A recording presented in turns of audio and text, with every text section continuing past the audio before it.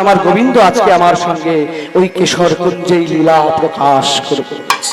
তোরা আয়ে সজনী বধুর তরে কুঞ্জ সাজা, তোরা আয়ে সজনী বধুর তরে হরি হরি হরি হরি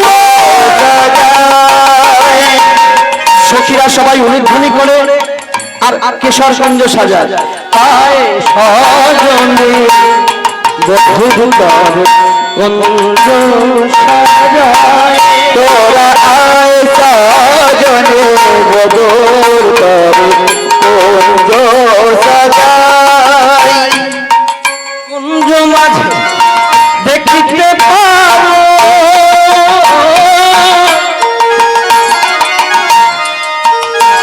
আমরা মোদের প্রাণে শ্যামলা, সেই কুঞ্জ মাঝে দেখতে পাবো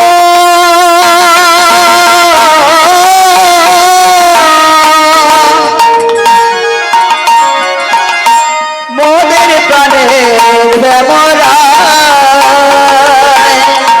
ও সখীরা বিলম্ব করিস না, আয় আয় আয় আয়ে সজনী বধুর তরে কুঞ্জ সাজায়, বধুর তরে কুঞ্জ সাজায়, তোরা আয় সজনী বধুর তরে কুঞ্জ সাজায়। তাহলে ব্যাপারটা কি হলো না, কৃষ্ণ মাথায় হাত দিয়ে নিজের কেশ স্পর্শ করে ইঙ্গিত করলেন, আর রাধারানী কেশর কুঞ্জ সাজিয়ে নিজে বসে আছেন সখীদের মাঝে।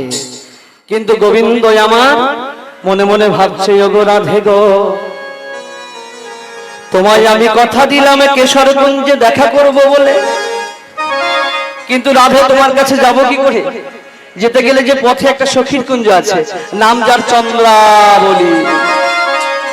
এই চন্দ্রাবলী যদি একবার আমায় দেখতে পায় তাহলে রাধার সঙ্গে আর দেখা করতে দেবে না।